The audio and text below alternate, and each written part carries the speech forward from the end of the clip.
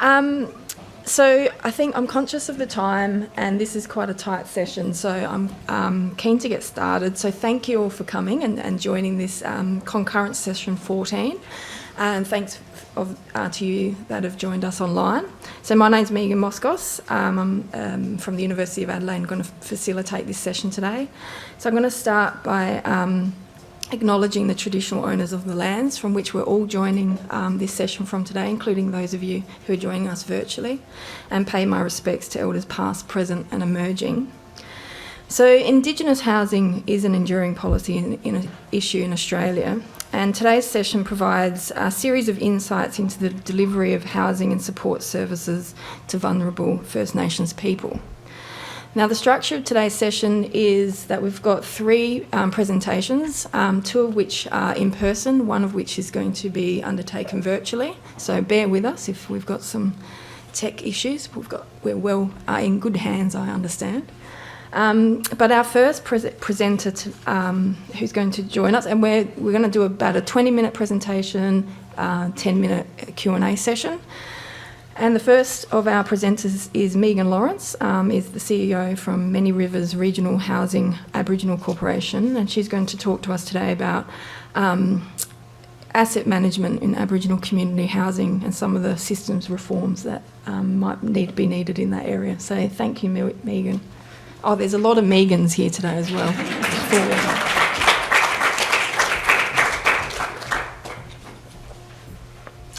Thanks a lot. And I'd also like to acknowledge that we're meeting on Aboriginal land. It always has been and always will be, and pay my respects to elders past, present, and the youth of today, who are the leaders of tomorrow. Right, let's go. So, bit of a roadmap. I want to just give you a quick understanding of who Many Rivers are, because obviously that's the perspective that I'm bringing to the information that I'm going to share. Talk about asset management, what it is and why we might want to do it. And then talk about what that context is in Aboriginal community housing. And then look at what the risks and issues might be with that, and within those obviously sit the opportunities for change. I'm confident that my observations are going to be commonly shared through the Aboriginal community housing sector within New South Wales, but I think it's important for us to think and reflect on how generalisable the observations might be to mainstream housing or perhaps to different jurisdictions across Australia. So this is the amazing team at Many Rivers. We are an Aboriginal community housing provider, registered under the National Regulatory Scheme for Community Housing, Tier 2 registered. We're an Aboriginal community controlled organisation, registered with ORIC. And as you can see from the photo, we're a relatively small team, a team of 20, but 80% of whom identify as Indigenous. And what's amazing about this small team is the impact that we're making on the ground at the front line in terms of change making within Aboriginal communities. Our mission is around closing the gap in Aboriginal wellbeing through housing, partnerships and community development. And as you can see on the beautiful shirts that are in this picture, and it was on my former slide, we have an artwork that talks about our mission. The artwork was created by Alison Williams, who's an artist of Ginderberry descent, and she's also a former tenant of ours. And in the image, you can see housing and wellbeing shown as representations of people meeting together and being connected to healthy environments. You also see the diverse country that Many Rivers covers in our footprint, which is stretching from the mountains to the sea. On the map, that's a picture of northeast New South Wales. At the top of the map is the Queensland border, and down the side is the east coast of Australia. So they're local government areas, and it's a heat map, so obviously the more intense the colour, the more properties we own or we manage in those areas. And it stretches from the central coast up to the Queensland border, over the range onto the Moree Plains, and then back down through the New England. We manage 425 properties. We don't own any properties. We exclusively manage properties for the Aboriginal Housing Office, so state-owned assets, for local Aboriginal land councils, and for other Aboriginal corporations who own community housing assets. We manage 425 properties, but that is soon to grow to 650 as we've been highly successful in the Aboriginal Housing Office property management transfers. So that's a really exciting piece that's coming ahead for our team. The small red dot there is our office, which is in Port Macquarie, but we are also soon to open another office in Lismore, and obviously our thoughts are with that community for the devastating impact of the floods. So what's asset management? Well, it's a whole range of activities, and they are all central to the effective management of housing assets. So, for example, maintenance in all its forms is an important part of asset management. It might be responsive maintenance, where a tenant calls and tells you my hot water system's broken or the tap's leaking, but it can also be planned and cyclical maintenance. So planned maintenance where we build a program, we might be replacing carpets across a whole cohort of properties within our portfolio. Or those service maintenance where we're making sure that we're on top of our smoke alarm compliance checks, or servicing air cons. Obviously routine inspections are part of asset management as well, but also detailed property asset surveys, which are a different beast altogether. That's around really understanding what the condition of a property looks like. And it's a PAS, a property asset survey, is a standardised assessment of condition. This is really important data to understand condition and understand needs of properties. Obviously, if we want to be planning ahead for future repairs, we need some good budgeting and financial controls so that we know that we've got the funds to do the things that we might want to do in the future. And those asset surveys are a really important step to identify properties that might be beyond economical repair. So we're not pouring funds into a property that is really not a good investment. For those of you who heard Tess Lee's presentation yesterday, she was talking around how the Aboriginal housing remains largely in a complaint-driven or a responsive space around maintenance, and I completely support that, and that's part of what I'm going to be talking about today. So we end up in a situation where we're only responding if it's broken. We're not getting to that proactive, preventive space. And this presentation looks at why is that so, and as I say, what are the challenges that we face as a sector and what are the opportunities, both in asset management but also in the workforce that would be delivering this absolutely essential part of property management. So, budgeting asset management 101. We're going to develop a budget for our assets. That's not just 1 year budget. We need to think about the lifespan of the asset. So we're looking at 5 and 10 year budgets. We want to then collect rent against that budget. So we've got our goals of income, and we also need to manage costs because we will have made these allocations to build surpluses for future upgrades and spends on the property. As I say, there's this important step around really understanding the needs of the property, so that surveying, and then you plan programs, and then you deliver those upgrades. This is the so what, the care factor piece. Community housing assets are scarce and precious, and we need to maximise their lifespan, because whenever an asset is lost, that's an opportunity lost for an Aboriginal family to be housed. So that's really the big piece around asset management. It's protecting your assets. But there are other pieces as well, particularly around savings and finances. So when we move into this system of planned repairs, and we are not just replacing the floor coverings in one property, but we're now replacing the floor coverings in 60 or 150 properties, our buying power has completely changed. And this enables the economy of scale to come in. So Tess estimated yesterday that from her study, there's savings of on average 11%, but up to 20%. And as I go on and talk about the financial challenges within portfolios, those types of savings are absolutely critical. Asset management will also ensure that we're identifying and attending to issues earlier. So we're not in the it's broken space, we're fixing it before it's broken. And as I said, stop investment into those properties that are beyond economical repair. Also critical in asset management is the piece around monitoring safety and compliance and habitability standards and being on top of that. This picture on this slide is a property from our portfolio, and it's currently undergoing a complete renovation to be rehabilitated and tenanted, which is a good news story. News story that is not so good is that a number of years ago, individual within Many Rivers said, oh, there's an issue with the roof and I don't think it's safe, and the tenants were moved out. Now, without the systems and the capabilities to jump on this and say, right, actually, what is the issue with the roof? Is this really a safety issue? It went untenanted for a number of years, and you can see that that leads to greater degradation of the property, and it multiplies. This is why asset management matters, and this is why we need the workforce capabilities to be able to promptly respond and not go, oh, I'm not really sure, should we, shouldn't we? It's really important to rehabilitate properties quickly and keep them occupied, because that is the best protection of an asset, is being occupied. So we're going to go from theory to the coalface. So I walked you through how it works, but the point that I'm going to make is that I think there are challenges in those three central pieces in the middle around how we go with our income and expenditure, how we go with obtaining surpluses, how we go with understanding data and planning programs.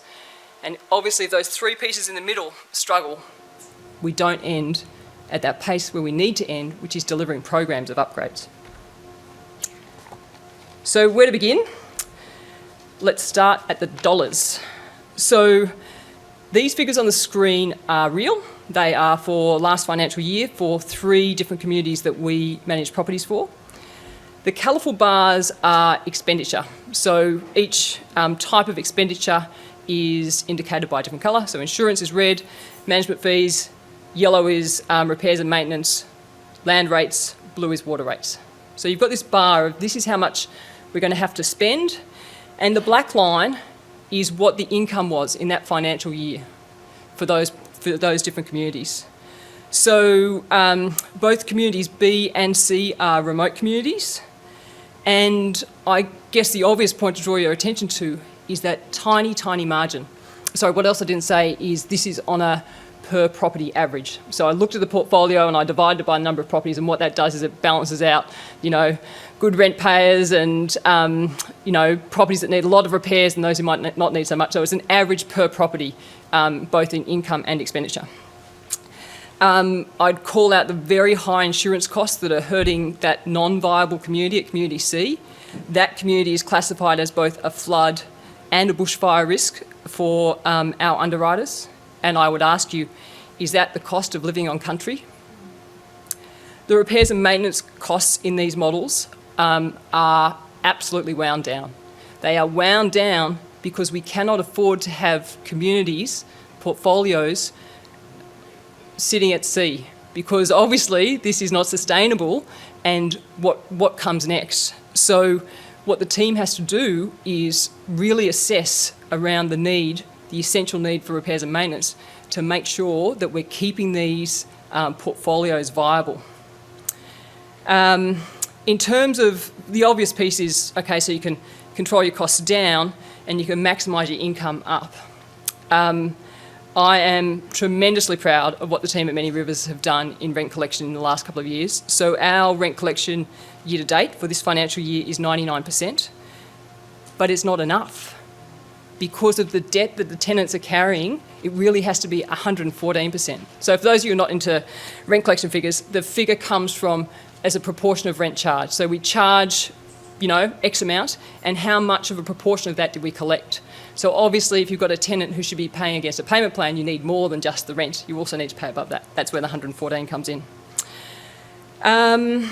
The other piece to call out is obviously what's Many Rivers' role in minimising costs, and that's what those little bars are to the side. I wanted you to see what the true costs in terms of what we charge our partners, but we actually, in reality, we've only charged those other elements. That's because we work on a system of financial assistance packages, which we do on a means-tested basis, of basically around how viable is their portfolio. And then we refund that as a proportion of their management fees. So this is one of our ways as a community organisation where we say, actually, where does the money most need to be? It needs to be within those trust accounts so the team can do more for tenants, which means we can maintain the housing, which means we can reach our vision around closing the gap. So we certainly drive to have maximise the income through tenant responsibility, but also from our own not-for-profit position of saying, well, where are our surpluses best spent? This, if I just, go back here. So the message is, financially, it is tight, tight, tight to make things, to make ends meet. This presentation is not to unpack the complex issues within Aboriginal community housing. Rather, is to focus on what are the system pieces that we could change that would make a difference. So if we look at other financial considerations, one is around rents. So obviously, it's low cost rents, but as you saw, that doesn't mean the expenses are discounted. The insurance is not discounted, indeed it's often higher. The cost of repairs and maintenance is not discounted, and so you end up with this disconnect. Also, the Aboriginal Housing Office has a rent setting policy that is around a percentage of household income. Now, from a welfare and financial stress position, makes complete sense. But if we want to talk about the hard end of finances, the challenges we end up with is poor utilisation of an asset where, for example, an elder might be in a 4-bedroom home and the portfolio receives only the 25% of that one individual's welfare payments. So you can see that the gap is widening without ways. So our recommendation to our partners, wherever they have control over this, is to charge 75% of market rent so that you've got a standardised approach, but that drives good use of assets and income proportional to the type of asset that it is. Commonwealth Rent Subsidies, CRA, they are paid to individuals on low incomes, but they are so while it's paid as a rent subsidy out of Centrelink, it is at the tenant's discretion on whether that is then paid into our trust account to be able to be used for the upkeep of the property. So that would be a simple change in terms of how government distributes welfare. So what else is going on? The headline acts, the stories that happen when there is a funding injection, of which nobody in this room is going to say is not welcome. The need within community housing to invest is so important, and the need is deep, and the impact on when you make a spend in Aboriginal community housing or community housing in general ripples across so many areas of wellbeing. It's a good spend. But what I want to talk about is about how that spend is made, how that arrives at an organisation like Many Rivers. So the most recent funding bundles were 2014 and 2015, the Build and Grow investment, which was $50,000 per property, and that was around a system change from having community housing providers move to head lease arrangements with the Aboriginal Housing Office, and more recently through economic stimulus funding, a very welcome $50 million through the Aboriginal Community Housing Investment Fund, and then a subsequent $40 million on top of that. Not just for upgrades, also there's some new supply funding in that more recent piece. So we often have the conversation about asking for more funding, but my message is to talk about the mode or the dispatch of that funding and the difference it could make. So we need to have effective systems to input this investment. And my analogy for these systems is pipelines. So pipelines have a capacity and they deliver wherever you build them to reach. Pipelines can be extended and expanded, they direct flow. They need a bit of movement through them to keep them functional and not clogged, to stop them becoming stagnant. And I think pipelines are the piece that is missing. The systems, the intentional direction, and what happens if you have a system that is not well developed or not existent at all. What happens if you put a bucket into a pipeline? You get this. So let's talk about the risks with the buckets. Buckets come fast and buckets need a swift response. You need ready data and you need systems to inform what you're putting forward in those tender processes. And the challenge for the Aboriginal community housing sector in New South Wales is we have poor frameworks and poor systems to be able to respond when we don't have our pipelines. So we've got the buckets, but we're back at the spray situation where we've just got to try and catch it and do what we can. So we've got poor frameworks to make decisions on the highest priority needs for each property. We also,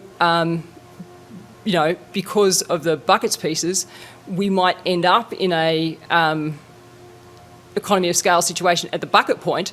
But what happens through all the other times when we've got to paint a property or, replace the floor coverings, replace the kitchen, replace the bathroom, then we're not operating in the economy of scale opportunity. It also, with swift and fast buckets, you need to be able, you limit your approach around good, strong procurement approaches, because really it's anyone, speaking for my ACHIF experience, which was released mid-December and closed 10th of January, any tradesperson who would pick up the phone to me on Christmas Eve and still talk to me again on the 5th of January, I was partnering right on in with them. They were showing me the commitment I needed. But that is not good procurement. That is doing what you can with what you've got. And I guess that's part of the next point around making hay while the sun shines. So when you have buckets of funding coming in, you do what you can, but you don't get a data-informed, system-led approach to ensure an achievement of a common standard. And what does that mean for equity? What does that mean for the tenant who has excellent property care next to the tenant who really is not on the mark around property care? At that point in time, we're not really, because we don't have the developed systems, able to make those distinctions and really build the tenant's capacity for their understanding of their responsibilities around property care. And what is the impact of those buckets on our workforce? So a big piece of our mission at Many Rivers is around providing employment, real growth, career employment for Aboriginal people. But when we receive a figure of funding that is, beyond our wildest dreams for our portfolio, I don't have the workforce to upskill and respond to that in that time frame, because now I have to deliver an upgrade project in 12 months. And what does that mean? That means expensive consultants. It means short-term contracts, so no ongoing commitment for employment, even if I am, and there are, we still have a strong Aboriginal cohort in our project team, but they're on fixed-term contracts, which is less than ideal in my mind. It's also a risk to our trade base. So there's the Aboriginal procurement in construction targets around making sure that we're engaging Aboriginal trades wherever possible. I have trades who are solely working on my project for the next 12 months. Fantastic for me, but what is that risk to their business in terms of them pulling themselves offline like that, as opposed to, again, that pipeline, more steady stream approach?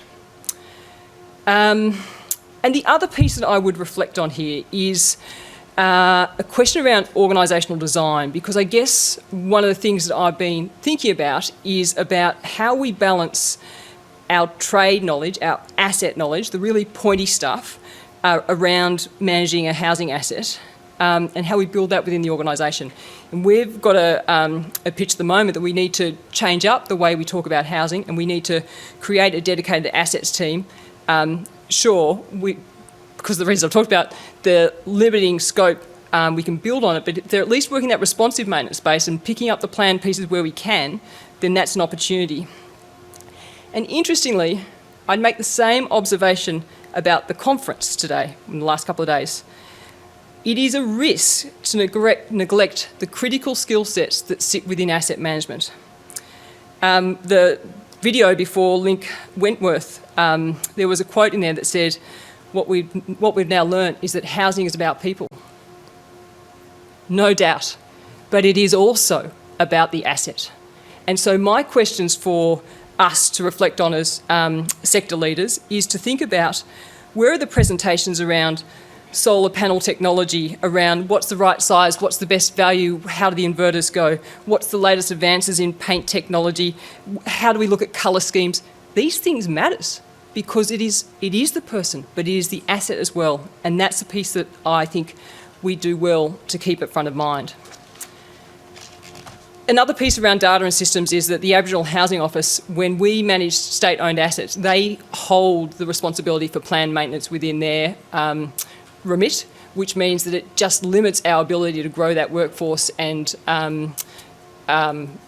grow those exact systems that I was talking about, is also an issue around they outsource to a third party the property asset surveys. And it's a piece of advocacy that I will take up because it's important that that data is shared back to the providers, again, to build our systems and build our capacity. So the take-home messages are that effective asset management is critical. Financial viability is often hard fought, but there are opportunities in that in terms of thinking about rent setting policies, looking at models of rent subsidies that the federal government pays. We need to have purposefully designed funding structures that sustainably build asset management systems within the Aboriginal community housing sector and optimise spending. And we also need to be thinking about workforce capability and capacity building, data sharing and partnerships, because that's where the opportunities are sitting there. So yes, adequate funding, but really my argument is that it's around making sure that we're questioning how that funding is delivered.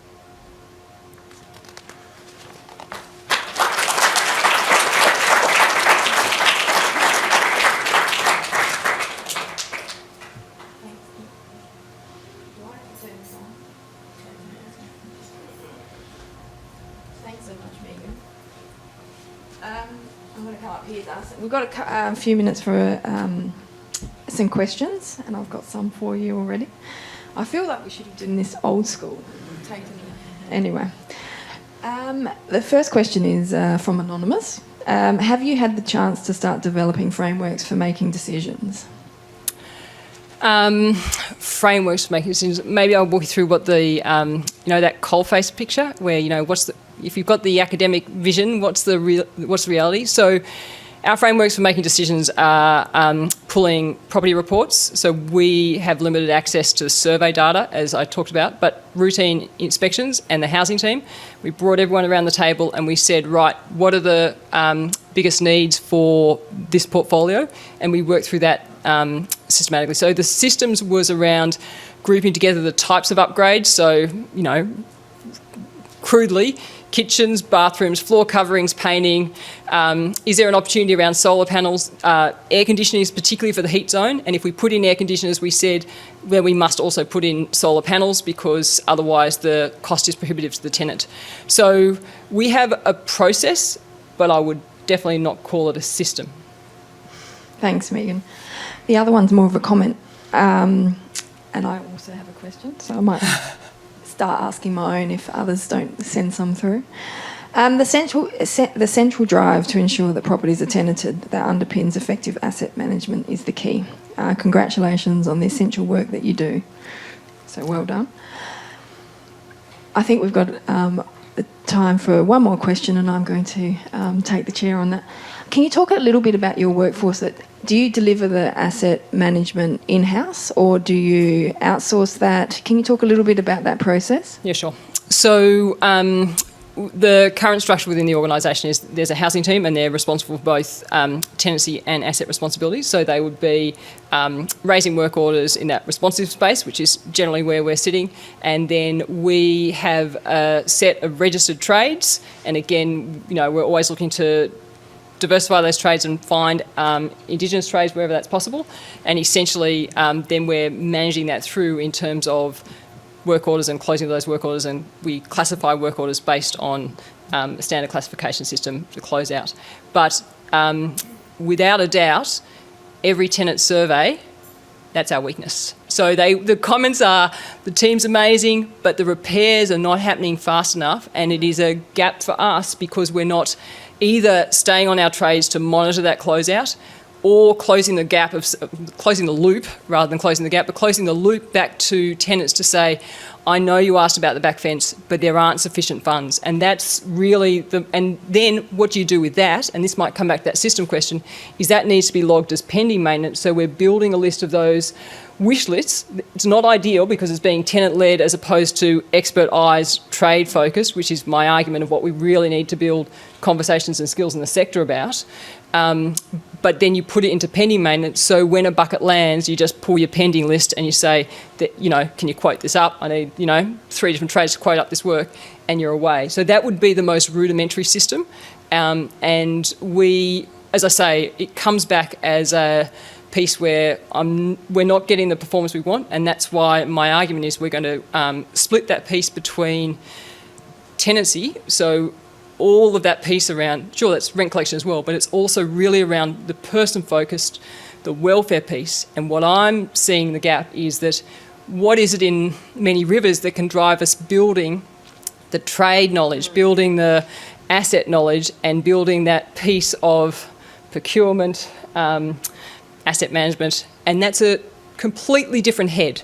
And both of those heads are valuable to the sector, and we need to find spaces to build that and grow that. And on reflection, when we did this work around organisational design, I was like, we've always been asking too much of our housing team, right? Because we regularly recruit for people who are really caring and thinking about, social justice and supporting the vulnerable. We need those, but we can't step away from the need for the technical skills that actually really deliver back to the people. It's when you've got those expertise that then you can do both.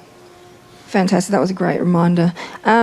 We've got two more, and I'll let you take them. The first, I think, is to request you to show a previous slide, the one with the word art, if you can navigate back to that. Sure, I can. And while you're doing that, I'll ask you the final question for you today, Megan. Can you talk about the culturally appropriate housing design from a maintenance perspective? Yeah.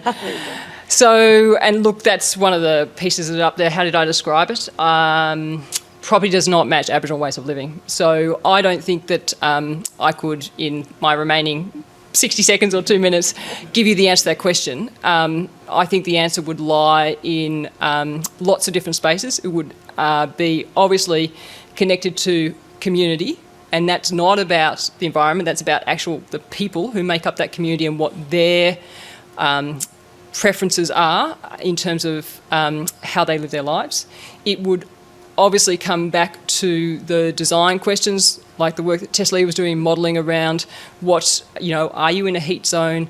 Is it around, is it a dry heat or is it a wet heat? So obviously some questions around that. So yes, we often fall back to the, I guess another piece is if you the types of principles that we apply, but again, it's very rudimentary, is saying if we've got an insurance rebuild and the former property only had one bathroom and the insurance company says, here's your payout, it's a one bathroom house, it's like, no, we're going to find the funds, right? Because that infrastructure is not going to be sufficient if you build a 3-bedroom home with one bathroom. I don't think that matters whether you're Aboriginal or non-Aboriginal, that's just, common sense. So I think it's all around understanding, but I also think that's understanding need and from the community's perspective. But again, it's about the expertise of the sector. So once you understand that need, how do you translate that into specs and, and the like? So I don't know if that's a good answer to the question. So. No, you've done really well, Megan. So can you please all join me in thanking Megan?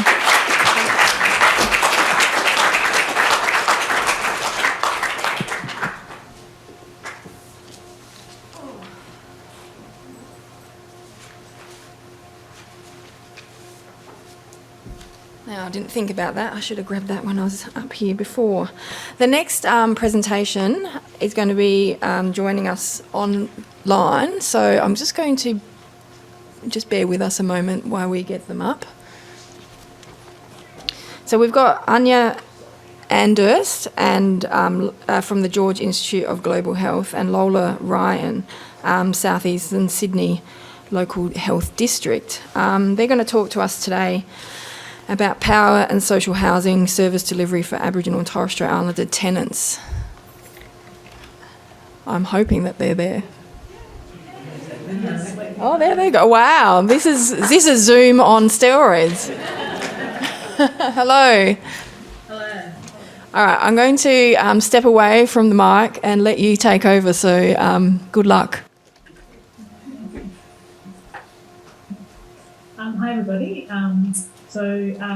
My name is Ania Anderst. I'm a PhD candidate and research associate at the George Institute at Gunamana Aboriginal and Torres Strait Islander Health Program. And Lola? My name is Lola Ryan. I'm Aboriginal health worker for the Child and Family Health team of South East Sydney Local Health District, Population and Community Health. Sorry Melinda could not be here today with us. Melinda is an Aboriginal health worker with the Child, Family and Health team of Sydney Children's Hospital Network in Randwick. And I would like to acknowledge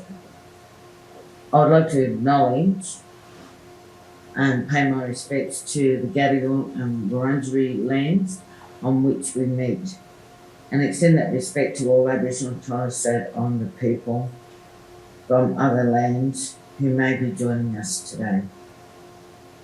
we also want to acknowledge the lands of the Bidjigal and the Darawal people and the land of the Gadigal people where this research took place.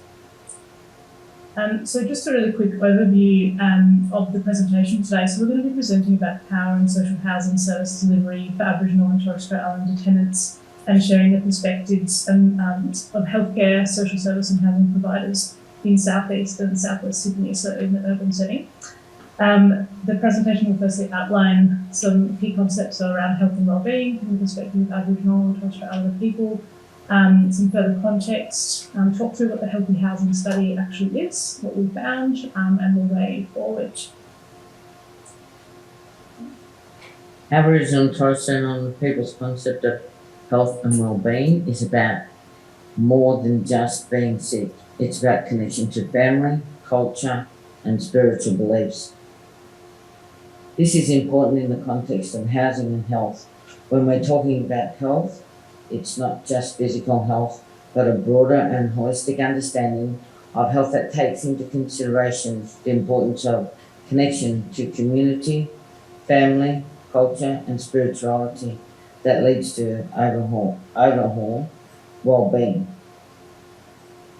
Our people thrive when connected to country and culture and the community, as well as when living in a good, quality, affordable and stable housing, which all supports physical and psychological health and social, cultural and spiritual well-being. But unfortunately, the ongoing impact of colonisation creates major difficulties for Aboriginal and Torres Strait Islander people to stay connected to country, stay connected to culture and community, and essentially to thrive. So an understanding and an acknowledgement of context is really essential, which I'm sure is not uncommon for people who are in this room today who are interested in Aboriginal and Torres Strait Islander health and housing. Professor Juanita Sherwood, a First Nations health researcher, says that without the background data of balanced stories of history, the problematic nature of complex health issues can be disregarded. And the same could really be said for housing. Aboriginal and Torres Strait Islander people experience high rates of housing disadvantage and are overrepresented in social housing. And the history of colonisation and this experience of dispossession and dehumanisation has had an enormous effect on Aboriginal and Torres Strait Islander peoples. And as we know, colonialism isn't a one-time event, but is an ongoing systemic oppression of First Nations peoples. And this trauma affects the next generation. The stories that get passed down have a real impact, and it affects how tenants approach service delivery experiences, and leads to Aboriginal and Torres Strait Islander people fearing any interaction with government agencies, authority, fearing removal of children, among many other impacts. So this context is really important to acknowledge before we go on. So what is the Healthy Housing Study, I should say? So this study is based at the George Institute and has many partners across South East and South West Sydney, many Aboriginal and non-Aboriginal researchers and health workers and people who work in social services are partnered together. There's about over 20 people who are investigators on this study. And this, there's multiple kind of phases to this study, but our phase was really about doing interviews with stakeholders, especially healthcare workers and social services and social housing providers. And this whole study really began as a result of health workers, social services and Aboriginal community members in South East Sydney, specifically Darawal land and Bidjigal land out at La Perouse, being frustrated at not knowing how to support families who are coming into local healthcare centres and local social services with illnesses relating to housing. For example, respiratory problems that Emma Baker was talking about in the plenary earlier. And the same thing has been said in previous sessions yesterday. And paediatricians and Aboriginal health workers, such as Lola, were especially really confused at how to actually support their patients with illnesses that were directly related to housing. So the aim of this part of the study was to describe those pathways, both formal and informal, between healthcare, social services and social housing, and how they all communicate. And when I say social services, I'm really talking about non-government organisations, community centres, legal services and tenant support organisations. And so by trying to understand how these stakeholders all communicate with each other, we spoke to 55 different people, we interviewed 55 people in Southeast and Southwest Sydney between 2019 and 2020. And we also did this because we were wanting to develop a housing screening tool for Aboriginal health workers, paediatricians and social services to use with families, especially with Aboriginal families. And Kate Hunter will be talking through this later this afternoon at the 3 p.m. session. So we actually found lots of things, and myself and Lola, Melinda and several other people were part of the Healthy Housing team, spent quite a lot of time going through the transcripts of these 55 interviews and to try and distill what we actually wanted to, what we got from it, and what were kind of the findings from the empirical evidence. And while we were looking for, what are the communication pathways between healthcare, social services and social housing, we found that healthcare workers and social service staff had kind of ad hoc and unclear ways of communicating with social housing, that there wasn't a kind of direct line. We found some formal pathways, for example, the medical assessment form and letters, as well as case conferences. But largely it was unclear to health workers and social services how they could support their clients and their patients in an effective way. But overwhelmingly, what was really clear from those 55 interviews was that there was a cycle of poor communication, especially between the tenants and the housing providers and the advocates within that. So the social services and the healthcare workers, and how they all kind of worked together was kind of there was a breakdown of trust and breakdown of communication. And this was partly to do with unclear bureaucratic systems, poor treatment of tenants, racism, all impacting the way that tenants felt. It impacted their levels of distress, it disempowered them, they lost faith in the system, they became fearful and disengaged. So we're just going to go through some of the things that we found. So many social services and healthcare workers spoke about tenants needing to chase social housing for many months or years to achieve an outcome such as the poor maintenance and repair services or transfers, similar to what Tess Lee mentioned in her session yesterday morning about a reactive complaints-based system rather than a proactive one. Staff also spoke about large amounts of paperwork, inefficient bureaucracy, and a large lack of transparency and accountability.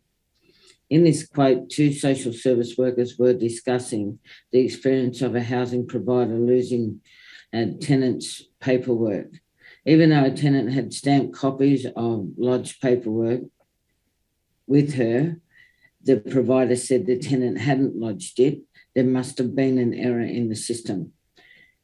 This was not an uncommon experience that several of our interviewees spoke about, and led to high frustration and uncomfortable feeling of being gaslit or made to feel crazy. The end of this quote highlights this experience, saying gaslighting is the best way to describe what they do to the clients. Several interviewees said that their clients or patients were promised transfers or maintenance and repairs, but these promises end up being false. Many participants also spoke about how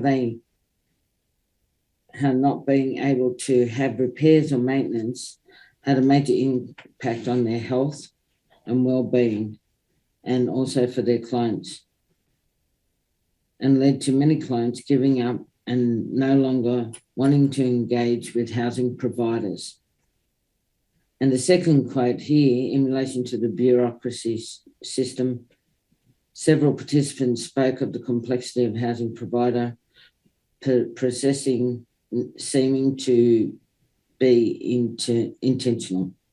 So almost as if it was designed to make the tenants give up on chasing for repairs and maintenance or even their transfers because they were too frightened.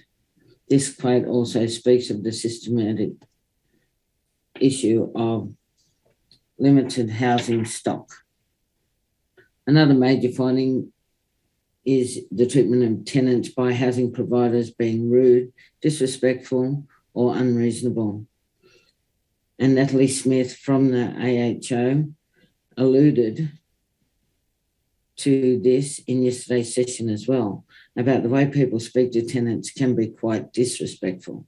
In this quote from a social service provider, they say, this speaks... Oh yeah, this one. I think the whole culture, just adding on to that, that's in social housing, is very much, the clients have no agency, the consumers. Oh, it's power over. There's absolutely no other way. It's not even an imbalance because there's no one at the other end of the seesaw. They're not allowed on the seesaw. Yeah. This speaks to the culture within the housing providers and the power they have over tenants, with tenants not even being allowed to look in. Many of our interviewees spoke of housing providers treating tenants as if they should be grateful for what was often poor and unsuitable housing allocation. A concerning finding was the racism experienced by Aboriginal people and Torres Strait Islander tenants. Many health workers and social service workers reported the discrepancy between how white people and Aboriginal people were treated by housing frontline staff. And that was experienced while just sitting in and waiting for their turn to be spoken to. And a major impact of this is that tenants no longer wish to engage and give up, keeping in mind also that the tenants were talking about how likely to have an historical intergenerational trauma. The impact of poor treatment, the racism and the bureaucracy system on Aboriginal and Torres Strait Islander tenants and their advocates can't be understated. It leads to distress and disempowerment of the tenant. Dismissive treatment means that tenants lose confidence to speak for themselves. Some of the tenants are really strong women, but tenants can't speak for themselves in these circumstances. Some interviewees said that it took away the agency of the tenant and that the tenants would stop going into the housing provider office or would only go in if they had an advocate that went with them. Clients are afraid. They were put off filling out forms. Sometimes they're too shy and ashamed to come for help or have low literacy. And the flow-on effect of putting off asking for support is that when tenants eventually do come to a support service, their health and well-being may already be heavily affected, and advocates have to start from the beginning. Healthcare workers say they spend many hours out of their workday supporting tenants, even though it's not part of their job. For those who do support tenants as part of their job, some said up to 80% of their workload was housing related because it was related to their health or their children's health. Social service staff and healthcare staff also said it takes them a lot of time to fill out forms, and some reported that it was especially difficult for tenants who struggle with literacy to fill out any kind of forms, whether it be any department forms. Another impact relates to, I guess we've kind of touched on it already, is the disengagement. And I have heard in this conference that people talking about, how do we get tenants to engage more with the housing provider? And I think that some of what we're saying in this presentation speaks to some of the difficulties, because tenants, especially Aboriginal and Torres Strait Islander tenants, may have that kind of intergenerational poor experiences with agencies, and they're not, they're a bit fearful, or they're worried about what happens if they do connect with the housing provider, and also the difficulty with actually filling out the forms, the bureaucracy. But so yeah, with the disengagement, so in this quote, a social service worker is talking about false promises to tenants, and they say, whereas a lot of the time with some of those social housing service workers, they'll say, we'll get the house within this time. So they give tenants those parameters that are never going to happen, and then they lose track. So then, because they've already broken that trust, the client breaks down, doesn't want to engage with them, stops answering phone calls, and that's when they circle back and go, you know, we're trying to call that client you gave us 6 months ago, but they haven't called us back. And then the client will answer our phone calls and they're like, this happened, and she kept promising me this and she never did, and why should I, that's the tenant talking, bother seeing her being the housing frontline staff worker. And that was a healthcare worker who said that. So the false promises, as well as the poor treatment and the inefficiencies of the system, mean that trust is broken between the tenant and the housing provider. So people give up, they lose faith in the system, and they continue to live in the conditions that they're in, which are often unsuitable and unsafe for their families. And over time, this creates more health problems. So just back to this slide again, it's not as obviously as neat as this, and obviously these things are all really interrelated and overlapping. But what we found from the interviews with the 55 participants was that there was essentially a breakdown of communication and a kind of production of distrust. And the broken trust and lack of transparency between the tenants and the housing providers has real implications for the health and wellbeing of Aboriginal and Torres Strait Islander tenants in social housing. And we're talking about, when we're talking about social housing, we're talking about, you know, mainstream community and Aboriginal housing. So people living in all different, across the social housing sector. And it does mean that tenants come to housing because of these experiences. It doesn't mean that tenants come to housing already distressed and struggling to navigate the system. So they rely heavily on advocates and, you know, health workers, people whose job it isn't actually necessarily to pick up the phone and contact the housing provider, including, you know, nurses and paediatricians. And these people are often time poor and under-resourced. So it has implications also not just for the tenants and their health and wellbeing, but also how it affects the advocates and the people who are supporting tenants. So what we're really doing by sharing this research today is just to open a bit of a dialogue about how the different stakeholders can build trust and improve services across the social housing sector to meet the needs of Aboriginal and Torres Strait Islander tenants, especially as we know of the higher rates of disadvantage and historically poor experiences that Aboriginal people have with government agencies. And yeah, as I was saying just before, this is not an issue specific to any particular housing provider or housing, you know, whether it's mainstream community or Aboriginal controlled. This can, you know, the experiences of Aboriginal people can get lost and they have specific needs that aren't being met.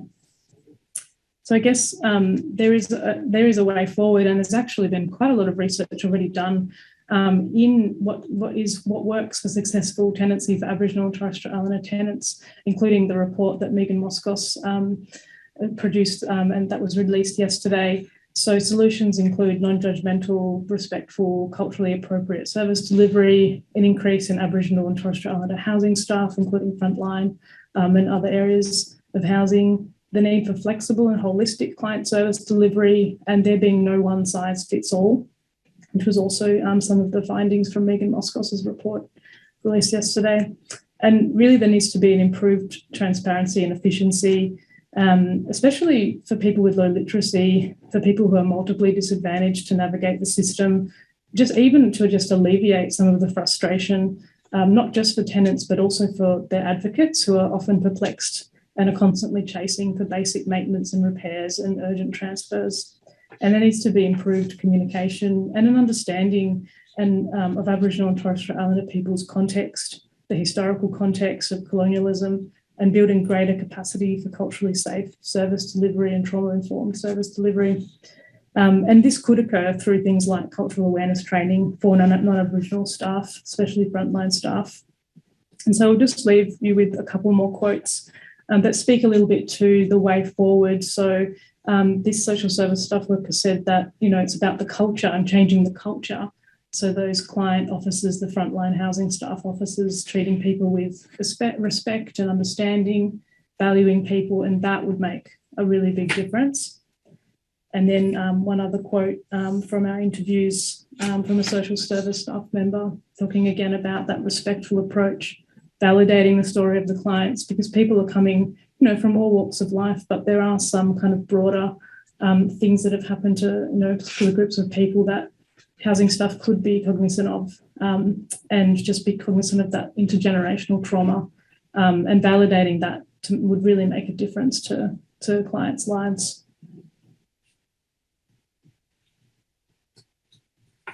So, thank you, and thank you for having us and listening to our presentation. While Ania and I are presenting here today, we would like to acknowledge that we are talking on behalf of the Healthy Housing team. This work is a collaborative effort with many investigators across many institutions and communities working in health, community services, and research on Gadigal, Darawal and Bidjigal lands. We'd also like to thank the 55 interview participants who took part in the research, and of course our funders, and also the ethics approval bodies as well. And just want to also acknowledge these two artworks that we included in our presentation. Thank you very much. It's been an honour to present today. Thank you.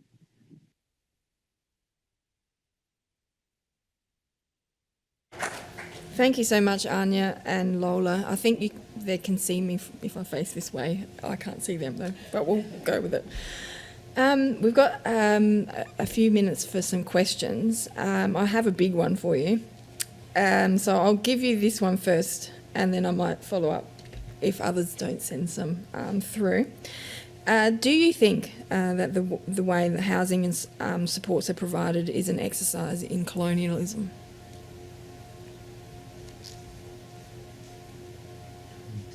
Oh, can I? That'd be nice. I'm the white fellow in this situation, and I would say absolutely it is an exercise in ongoing colonialism and the ongoing impact of, I guess, systemic ways in which First Nations people are continually being put in a position, I guess, a kind of position where basic needs are needing to be fought really, really hard for. And needing to be advocated for by other agencies and other people, because it just gets to that point where there's over so many years. I mean, the history is, over 200 years of colonisation. It's relatively a small space of time, but it's, intergenerationally that has had a huge impact on First Nations people across the country. Well, thank you, and great response. Look, it was I think it was quite some hard findings and hard to listen to. The research that the findings that you're uncovering, but it's also quite reaffirming that many of the ways forwards correlate to some of the research that I'm doing. And thanks for the plug on that, by the way. You did say that this was a part of a bigger project, and one thing I was conscious of the whole way through is like, well, what's the right of reply here from housing providers? Because I think we all know, I mean, we're in a national housing conference. I'd like to give them the right of reply. And I'm wondering if you do talk to housing providers as a part of this broader study, and how they see the interface between health and housing, and also do tenants also maybe display a little bit of the same dissatisfaction with health providers?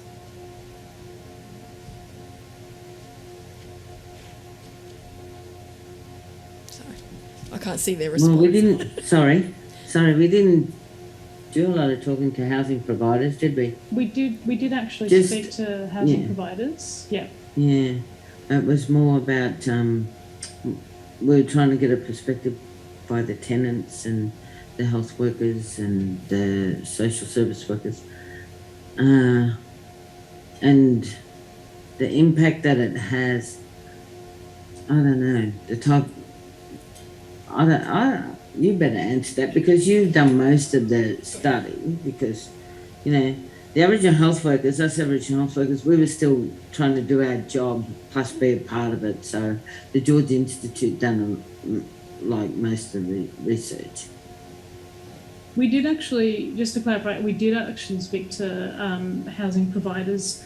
It was actually quite difficult to get in touch, not get in touch, but for them to be involved, you know, for many different reasons. And I guess because this was a study that kind of was born of healthcare workers and social services, you know, a lot of the investigators on the study are healthcare workers, health researchers, or social service workers. You know, we did have a lot of people who were health workers and social service staff in the study, but we did interview community housing providers as part of this. And I actually think that it's really important that housing providers do have that right of reply, and I'm really, you know, welcome any, you know, my contact information is available through the National Housing Conference platform. I'm very happy to be in touch. No, thank you. And I didn't mean to trip you up with that question. I've got two more questions that I think we can take. We've got some time. Was there a distinction between the types of housing providers? So the tenants, I think you were really speaking to, e.g. between Aboriginal community controlled or not? Well, the Aboriginal in our area, we only have one kind of Aboriginal community controlled housing, which is the Lawrance Aboriginal Land Council out there, and they mainly had their housing like on the mission, what we called the mission back when I was younger. Mm-hmm.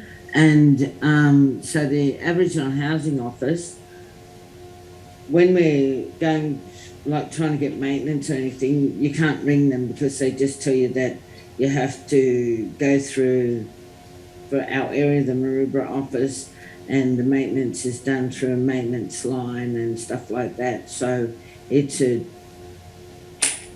two-way thing. Like, you know, you cannot directly contact the Aboriginal Housing Office for maintenance and repairs, you know, unless it's so severe that somebody might die in that house maybe.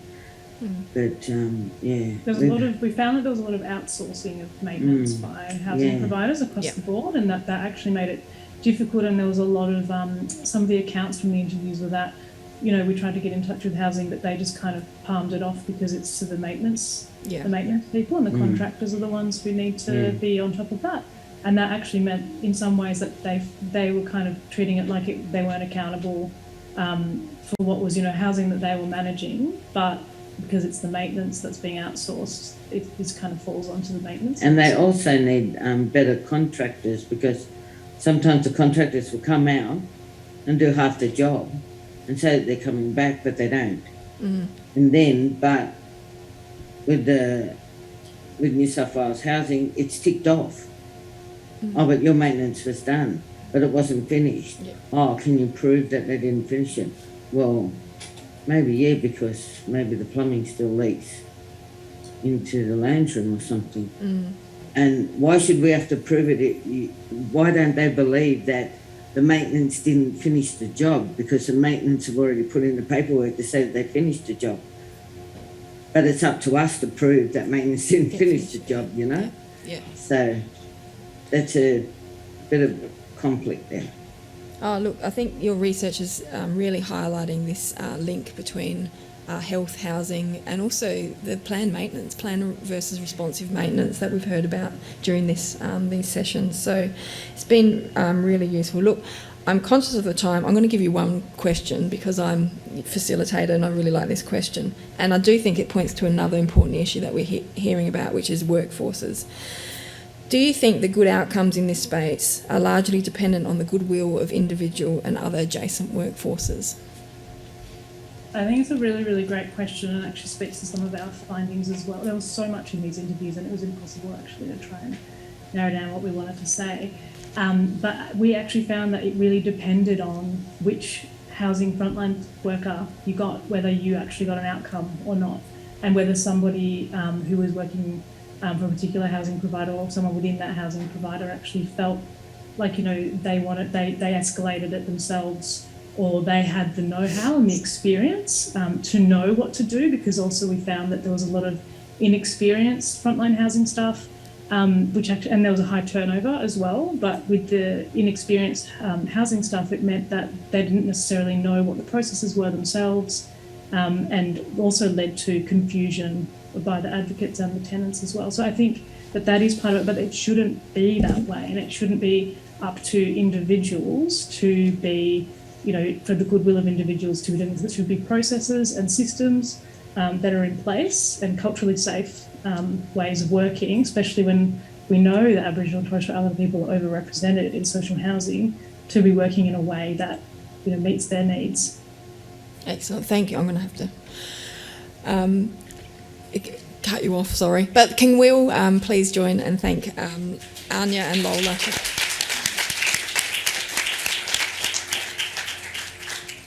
Well done, and thanks for the technology for working. Look, our final presenters today, I'd like to invite to the stage. We have another Megan, the final Megan Davidson, who's the New South Wales State Manager for Community Housing Limited, and joined by Ryan Martin, who's the principal of Mcclay's Vocational College. So thank you so much.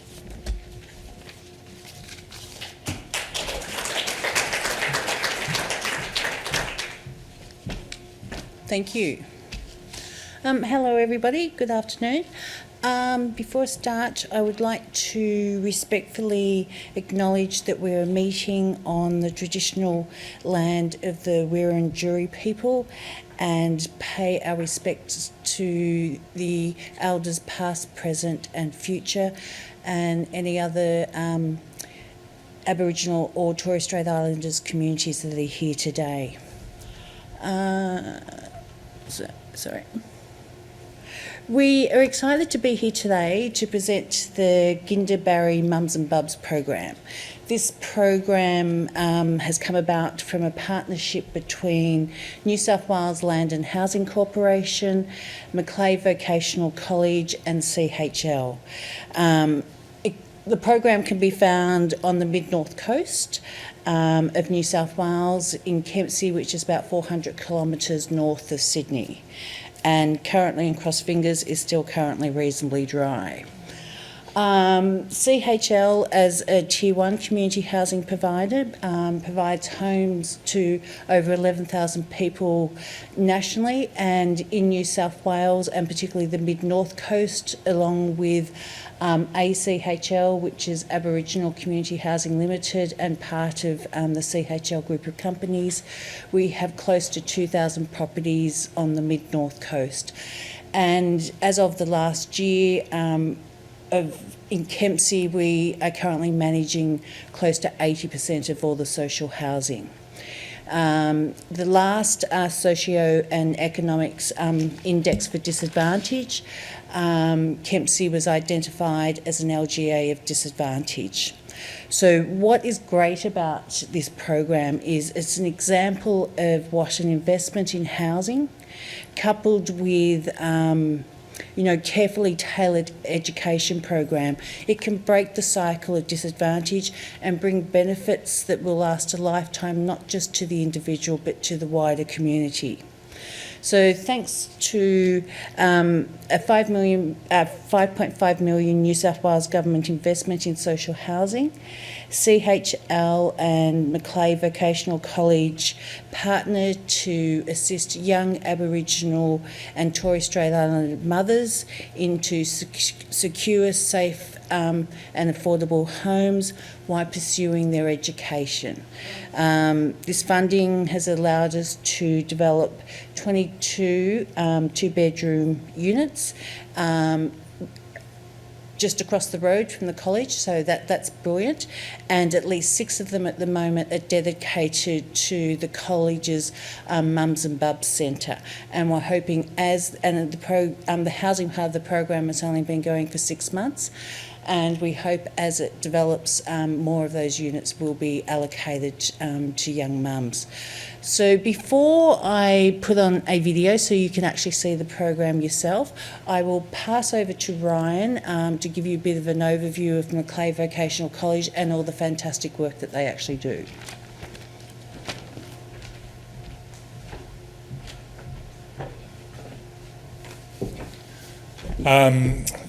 Good afternoon, everyone. As I listened to the first 2 speakers, I could rant about a whole lot of stuff that impacts us directly at school.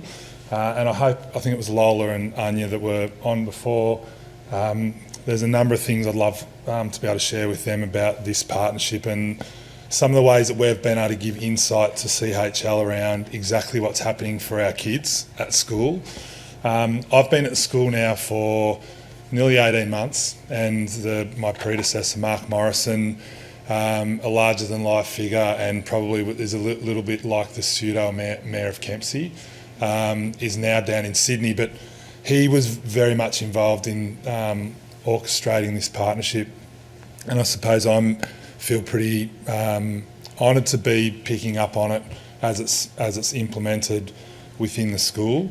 The reason why I'm probably quite passionate about this is when I was about 15, so I'm going back quite a while now, one of my really good mates at school fell pregnant. I shouldn't say, I really apologise to the women in the audience to say fall, because I don't mean it as something that's an awful outcome. And I watched over a period of time for her the struggle she had around staying engaged in education, and I suppose she's not with us anymore, unfortunately, but I reconnected with her sister and told her the work that we were doing at Mcclay Vocational College, in particular around this partnership. And for me to watch what we've been able to do as re-engaging these young mums back into school, and last year we also had a young father as well. We had 20 graduates, or 20 of our Year 12 graduates. 6 of them were parents. A number of them were in the facility or the unit block across from the school. And there are a number of them now. I was speaking to Zarina, who's up the back, about one of our young mums who was up in the picture before. And as a result of having secure and stable accommodation, she has applied for a traineeship to do a Cert 4 through CHL, which I think is a fantastic outcome, that we're not just supporting them through to finish their HSC, but also what goes on beyond that. And another one of our fathers yesterday, before I left, has signed up to do a Cert 3 in civil construction. So that partnership with the school, we look at schools particularly as a prep to Year 12.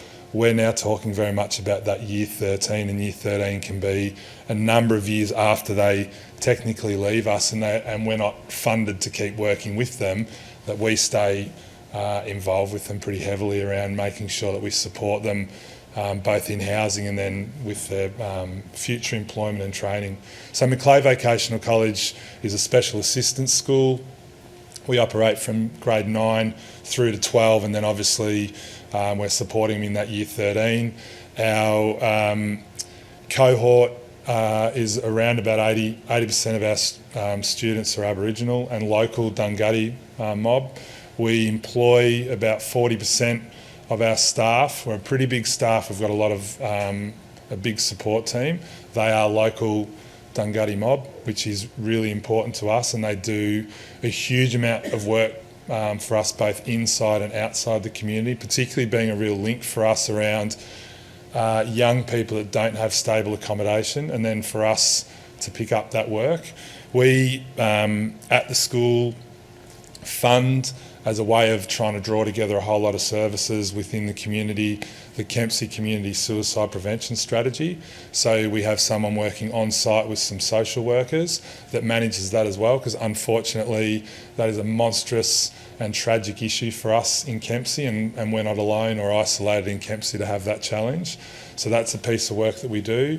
We have 2 clinical psychologists that work at the school, alcohol and drug counsellor, and we run a registered training organisation that sits to the side that runs a variety of programs around ATSICA, Aboriginal Torres Strait Islander Cultural Arts Program, hospitality, and we're also doing Aboriginal sites now that's online. So there's a range of things that we're doing within the school, but probably one that's been really, I suppose, dear to my heart and certainly very exciting for us is the partnership with CHL and I suppose what that could bring. Now, I'm going to share with you, once you see the video, a number of stories that are kind of live right now, so you can sort of get a sense of what it looks like for us. And this is probably why I thought that it would be really beneficial for Lola and Ania to come on down to Kempsey. They might need a raft at the moment, unfortunately, but come on down and we can talk about some of the stuff that's not perfect, but maybe would lend a lens to ways that things can be done a little bit better. I don't know where to press play here, so I'm just going to leave it.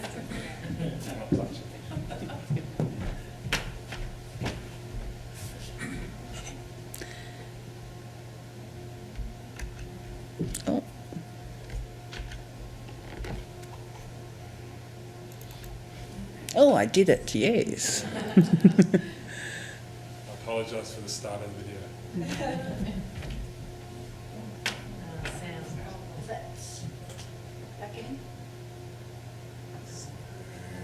In many ways, once they fall pregnant and they're still school age, there's not a lot of options for them.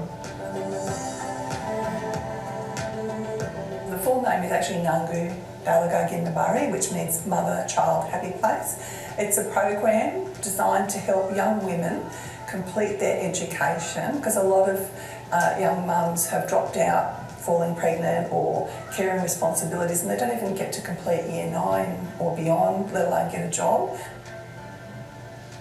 There was this huge number of young ladies coming in who would just, when you'd ask them about their education and employment history, that's part of building a resume, they would just physically crumple and the head would go down, and that whole shame was, oh, I didn't finish, I did year 9, or, you know, because I had a baby and, you know, all the rest of it. And I just thought, this is just wrong. So we started in 2015, we did 2 days a week, and they were just doing community and family studies, so we just started with that. And then the girls were asking for more. They really wanted to sort of get into a bit more and actually go to the real classes with the other students, and sort of overcome that initial, I'm too old, I'm not going to school, the shame factor. The former principal, Mr. Mark Morrison, was fairly active with community housing and had discussions with them and also with some of the local members about the need to have stable accommodation, safe, appropriate accommodation for these young women to help them raise their children and to help them to come to school. It was really encouraging to find out that the government had made a massive commitment of about $5.5 million to build these flats to make it happen. And I think that's a really positive step.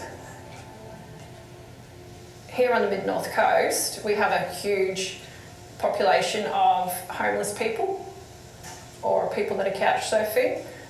The current rental market is increasing and youth locally have no opportunities to gain housing. It is very hard for any Aboriginal, not only just young females, to find accommodation. We had a 16-year-old young mum a couple of years back with her first child, and she was such a good mum, but she's 16, her partner was 17, and they had no rent, nowhere to go, so they finally got a little house. You could see through the floorboards, the grass was growing up from outside in the kitchen, there was mould everywhere. So that was, you know, one memory that has stuck with me, going into her home to help her. You know, they were always sick. I thought, any wonder they were always sick. The mould was appalling. You know, that's It's just not appropriate. The housing development is 22 units, all 2-bedroom, 2-bathroom open plan. They all have small courtyards out the back. They're across the road from Mcclay Vocational College, around the corner from the South Kempsey Primary School. There's a bus stop at the end of the road, and they're about 10 minutes to the Kempsey CBD. The complex is specifically built for young mums with babies who are looking at pursuing education or continuing their education.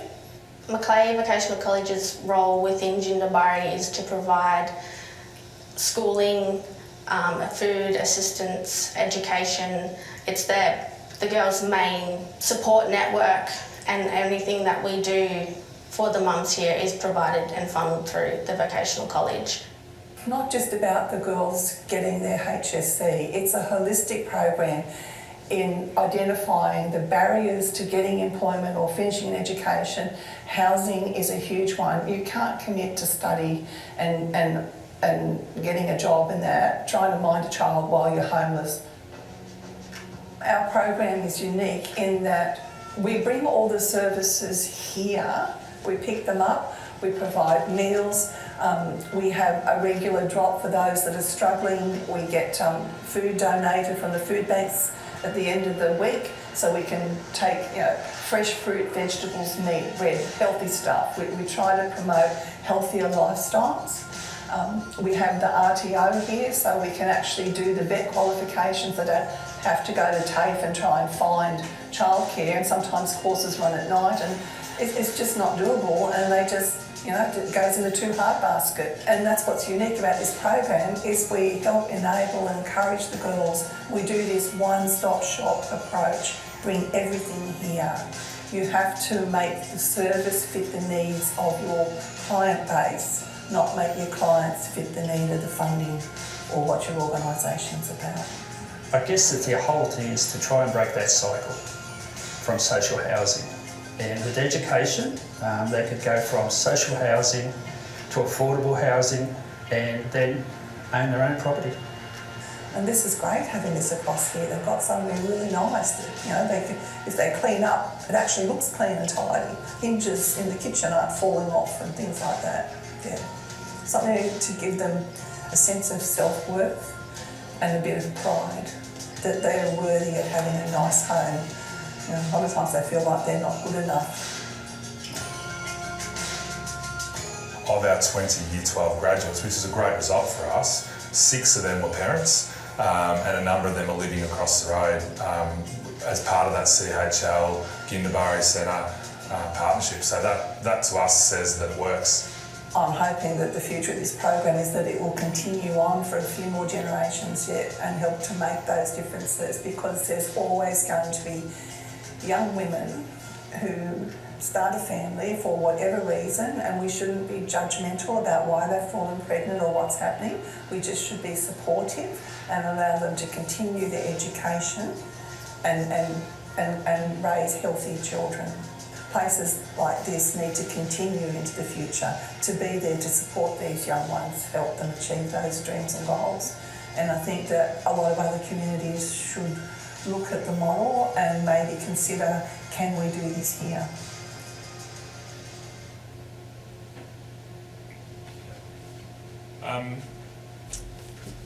I hope that if that seemed a little bit choreographed, it is that good.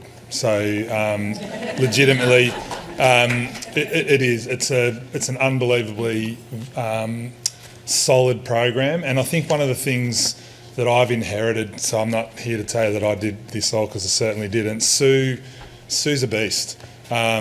She fights fiercely for the mums, and she'll come roaring down to me and go, "That's not right, Ryan. You need to sort this out." And I think that's really important that they have such a strong advocate. The other thing is that our program, and I think this is a lot of what we've been talking about through this session, our program, why I suppose it's working, and it's not perfect. We certainly have our challenges, and in many ways this year we've had to recreate. When you lose 6, or you have 6 graduates, which is an outstanding outcome, you've then got to and there is no shortage of young mums in town, but we've got to encourage them because they've already been forced out of education because there's nothing available to them. We've got to try and build that trust with them and say, hey, come and give this a go. And what that essentially looks like is, for one of the mums you would have seen up there, she's coming at the moment and she just stays at the centre with her child. She doesn't feel comfortable enough to leave the young one and go. And we're cool with that. We're not rushing that. We're going to let that happen pretty organically. Whereas the young mum, Shantasia, she's got 3. She came and saw us a few weeks ago. Her comment in the enrolment meeting was, I just want to make my kids proud, so I'm getting back into education. Her demeanour and her approach to what she's doing in the school is really contagious, I think, with a lot of the other students at school. But so that's 2 examples there. You would have seen Darcy up there before. Darcy's a youth worker. Darcy works purely as a sort of a conduit between CHL and the school. So when the mums need Centrelink stuff done, applications filled out, you name it, and these are all the blockers that we were talking about. She does that work for them. So I've got 1 minute, so I'm going to quickly just go through a couple of live things that are occurring for us at the moment. In the housing at the moment, we've got a sister, and she's taken over guardianship of her brother. She was the young lady with the glasses that were bigger than a plasma TV screen. Awesome young lady, but she's taken on huge responsibility in South Kempsey Primary's close. We've got 3 sisters. One of the sisters is currently designing the older sister's designing the Kempsey Council shirt. That's a piece of work that she's doing. So that'll be something that she'll be paid for. So there's some employment for her. We've got a father. We've got 3 mums at the moment. So one of them just moved in and she was up on the screen before. The young lady, Shantasia, with the 3 children, she's looking to go through the process of applying and finding more stable accommodation, and we're going to support her and work with CHL, and we will advocate heavily for her. You can see she looks pretty committed to her education. We can see that. The ones that keep me up at night is a young girl that we spoke to yesterday. Isn't coming to school at the moment. She's living in a tent beside the house because mum won't let us live inside with the kids. She's just had a newborn, maybe 4 or 5 weeks old, and they're living in a tent in pouring rain, and we're trying to find emergency accommodation. Massive problem. I'm sure you all understand that we will try and find emergency accommodation, but we didn't know until yesterday that was the case. That's the work we're doing today. And then we have 4 sisters who all came to school. They don't always come, but they're all ranging from 18 to 14. 3 of them, one's already given birth, 2 more are pregnant. One's going to have a baby in 4 weeks, the other one's due in June. And we've got 3 young boys who are scared to death about what it means to be a young father. So if we're talking about adapting and morphing, we're now got to think about what it looks like to have a dad's program, because these dads are not equipped, whereas these young mums are fierce and strong and will do this right, and if you're not going to do the right thing, get out of the house. We've got to try and figure out that as well. So that's that adaptability and the conversations that will continue to be live with CHL and the other service providers within Kempsey and wider community. Thanks, everyone.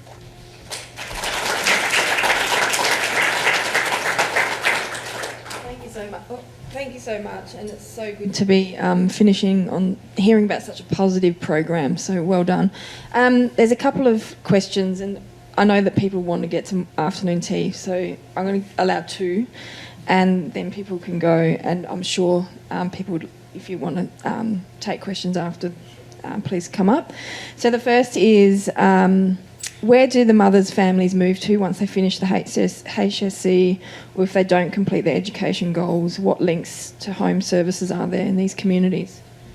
So that's I'll speak later. That's that advocacy that we continue to work. The CHL partnership is, we sort of manage those 6 or 7 units, but it really is short to mid-term accommodation with an idea of them then finding their feet and finding more secure accommodation. that's probably one of the things that we have to have deeper discussions about, because it's the best accommodation that's available for them, I think, in Kempsey. And so when the next option is a whole lot less, they don't want to leave. So there's a little bit of work to do around that. So that's one.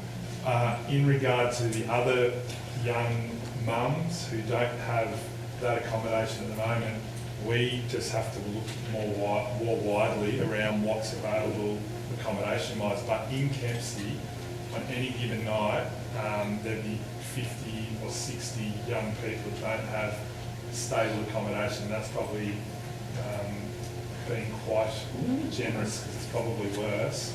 And that's a combination of couch surfing and living very, very rough. So some of them don't choose to come to school because that's just way beyond what they can actually manage up there in their brains around, particularly when there's trauma in their well-being is at such a low level. And we're doing everything possible to get, I might need that, sorry. And we're doing everything possible to get further government support. You know, Kempsey, like a lot of other regional areas, you know, the last 18 months have had 0.2 vacancies. But there is actually a lot of land, so we just need government funding so we can do more of these projects. Look, I think the power's gone to my head, and I'm going to use my executive decisions to ask no more questions. Afternoon tea time. But please join me in thanking Megan and Ryan and all our presenters today. Thanks, everyone.